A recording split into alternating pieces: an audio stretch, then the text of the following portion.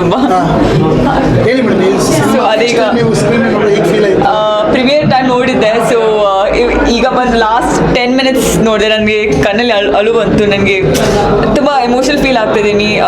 ತುಂಬ ಟೈಮಿಂದ ವೇಟ್ ಮಾಡ್ತಿದ್ದೀನಿ ಫಿಲ್ಮ್ ರಿಲೀಸ್ ಆಗ್ಬೇಕಂತ. ತುಂಬ ಎಫರ್ಟ್ ಹಾಕಿದ್ದೀವಿ, ತುಂಬ ಪ್ರೀತಿಯಿಂದ ಫಿಲ್ಮ್ ಮಾಡಿದ್ದೀವಿ. ಸೊ ಹೋಪ್ ಮಾಡ್ತಿದ್ದೀವಿ ಎಲ್ಲರೂ ಬಂದು ಅವ್ರಿಗೆ ಇಷ್ಟ ಆಗುತ್ತೆ ಅಂತ.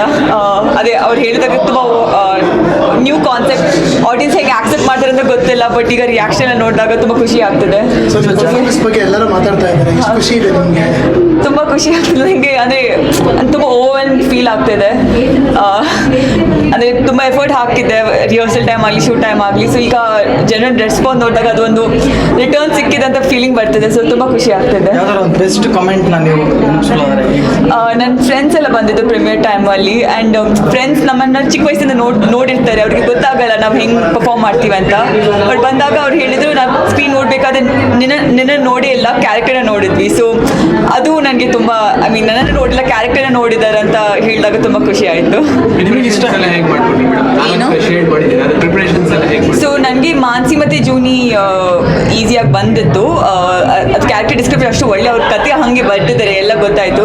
ಚಾಕಿ ಸ್ವಲ್ಪ ಬಾಡಿ ಲ್ಯಾಂಗ್ವೇಜ್ ವರ್ಕ್ ಮಾಡಬೇಕಿತ್ತು, ಅದಕ್ಕೆ ಸ್ವಲ್ಪ ರಫ್ ಆಗಿ ಹಿಂಗೆ ನಾರ್ಮಲಿ ಹಂಗೆ ಮಾತಾಡೋಕ್ಕಾಗಲ್ಲ. ಸೊ ಅದ್ರ ಮೇಲೆ ನಾವು ಕೆಲಸ ಮಾಡಿದ್ವಿ. ಸೊ ಫಸ್ಟ್ ನಾವು ಕಂಡೀಷನ್ ಬಗ್ಗೆ ತುಂಬ ರಿಸರ್ಚ್ ಮಾಡಿದ್ದೆ ನಾನು, ಯೂಟ್ಯೂಬಲ್ಲಿ ಆಗಿ ರಿಸರ್ಚ್ ಡಾಕ್ಯುಮೆಂಟ್ಸ್ ಎಲ್ಲ ಓದ್ಕೊಂಡು ತುಂಬ ರಿಸರ್ಚ್ ಮಾಡಿದ್ದೆ. ಮತ್ತು ರಿಯಲ್ ಜೂನಿನ ಮೀಟ್ ಮಾಡಿದ್ದೆ. ಸೊ ಅವಳ ಲೈಫ್ ಎಕ್ಸ್ಪೀರಿಯನ್ಸ್ ಬಗ್ಗೆ ತಿಳ್ಕೊಂಡೆ.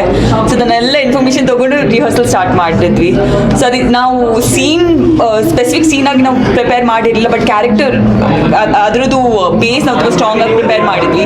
ಅದಾದಮೇಲೆ ಸೀನ್ ಹಾಗೆ ಮಗು ಕೂಡ ತುಂಬ ಈಸಿಯಾಗಿ ಬಂದಿದೆ. ಸೊ ಹಾಗೆ ಇಷ್ಟ ಆಗಿದೆಯಾ ಜೂನಿನ ಮಾನಸಿನ? ನನಗೆ ಮಾನಸಿ.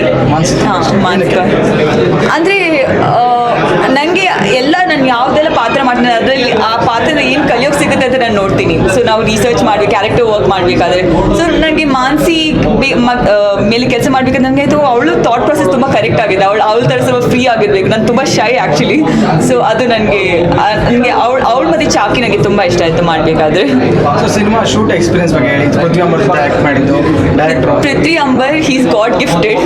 ಅವ್ರು ಯಾವಾಗ ರಿಹರ್ಸಲ್ ಮಾಡ್ತಾರೆ ಏನಂತ ಗೊತ್ತಿಲ್ಲ, ಬಟ್ ನನಗೆ ಅಂದರೆ ಸೀನಲ್ಲಿ ಕೆಲಸದ ಏನಾಗುತ್ತೆ ಅಂದರೆ ಡೈಲಾಗ್ ಹೇಳಿ ಹೋಗ್ಬೇಕಂತ ಅದೇ ಅವ್ರ ಡೈಲಾಗ್ ಹೆಂಗೆ ಕರೆಕ್ಟಾಗಿ ಬರುತ್ತೆ ಅಂತ ಅದೇ ಆ್ಯಕ್ಟರ್ಸ್ ಮನಸ್ಸಲ್ಲಿರುತ್ತೆ. ಬಟ್ ಅವರು ಹಂಗಲ್ಲ, ಅವರು ತುಂಬ ನಿಮಗೆ ಎಷ್ಟು ಕೊಡ್ಬೋದು ಸೀನಿಗೆ ಅಷ್ಟು ಕೊಡ್ತಾರೆ. ಅಂದರೆ ನಿಮ್ಮ ಪರ್ಫಾರ್ಮೆನ್ಸ್ನ ಎನ್ಹಾನ್ಸ್ ಮಾಡ್ತಾರೆ, ಅಷ್ಟು ಸೀನಲ್ಲಿ ಮ್ಯಾಜಿಕ್ ಕ್ರಿಯೇಟ್ ಮಾಡ್ತಾರೆ. ಸೊ ಅವ್ರ ಜೊತೆ ಪರ್ಫಾರ್ಮ್ ಮಾಡಬೇಕಾದ್ರೆ ತುಂಬ ಈಸಿ ಆಗ್ತಿತ್ತು. ಸೊ ನಾನು ಪ್ರಿಪ್ರೇಷನ್ ಮಾಡ್ಕೊಂಡು ಬಂದಿದ್ದೆ, ಬಟ್ ಅವ್ರು ಹೆಂಗೆ ಪರ್ಫಾರ್ಮ್ ಮಾಡ್ತಾರೆ ಅದು ಸ್ವಲ್ಪ ನಂದು ಪರ್ಫಾರ್ಮೆನ್ಸ್ ಸ್ವಲ್ಪ ಎನ್ಹಾನ್ಸ್ ಆಗ್ತದೆ. ಸೊ ತುಂಬ ಹೆಲ್ಪ್ ಮಾಡಿದ್ದಾರೆ. ಇಲ್ಲ, ಡಬ್ಬಿಂಗ್ ನಾನು ಮಾಡಿಲ್ಲ.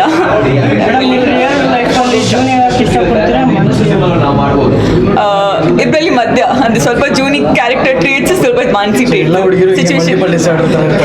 ಇಲ್ಲ ಅಂದ್ರೆ ಸಿಚುವೇಶನ್ ಬೇಸಲ್ಲಿ ಹೆಂಗೆ ಯಾವ್ದು ವರ್ಕ್ ಆಗುತ್ತೆ ಅದನ್ನ ಯೂಸ್ ಮಾಡ್ಬೇಕಂತ ಅನ್ಕೊಂಡಿದ್ದೀನಿ. ಸೊ ನಿಮ್ಮ ಫಸ್ಟ್ ಸಿನಿಮಾ ನೋಡಿದಾಗ ನಿಮ್ಮ ತಂದೆ ತಾಯಿ ಅಥವಾ ನಿಮ್ಮ ಫ್ಯಾಮಿಲಿ ಅವರು ಏನು ಹೇಳಿದ್ರು? ಆಕ್ಚುಲಿ ನನ್ನ ಪೇರೆಂಟ್ಸ್ ಈಗಲೂ ನೋಡಿಲ್ಲ, ಅವ್ರು ಇವತ್ತು ನೋಡ್ತಾರೆ. ಅವ್ರ ಪ್ರೀಮಿಯರ್ಗೆ ಬಂದಿಲ್ಲ. ಸೊ ನನಗೆ ಭಯ ಆಗ್ತಿದೆ. ರಾತ್ರಿ ಹೋಗ್ತಿದ್ದಾರೆ, ಮಂಗಳೂರಲ್ಲಿದ್ದಾರೆ ಅವರು, ಹೋಗಿ ನೋಡ್ತಾರೆ.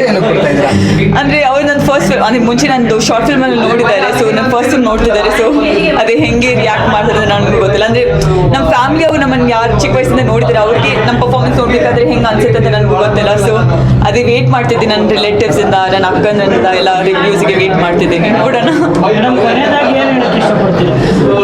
ಅದೇ ನಾವು ಜೂನಿ ಈಗ ಅಂದರೆ ಸ್ಟಾರ್ಟಿಂಗಲ್ಲಿ ತುಂಬ ಭಯ ಆಗ್ತಿತ್ತು. ಈಗ ಎಲ್ಲರದ್ದು ರಿಯಾಕ್ಷನ್ ನೋಡಿ ಸ್ವಲ್ಪ ಕಾನ್ಫಿಡೆನ್ಸ್ ಬಂದಿದೆ. ನಾನು ಜಸ್ಟ್ ಅದೇ ನಾನು ರಿಕ್ವೆಸ್ಟ್ ಮಾಡ್ತೀನಿ, ಎಲ್ಲರೂ ಥಿಯೇಟರಲ್ಲಿ ಹೋಗಿ ನೋಡಿ.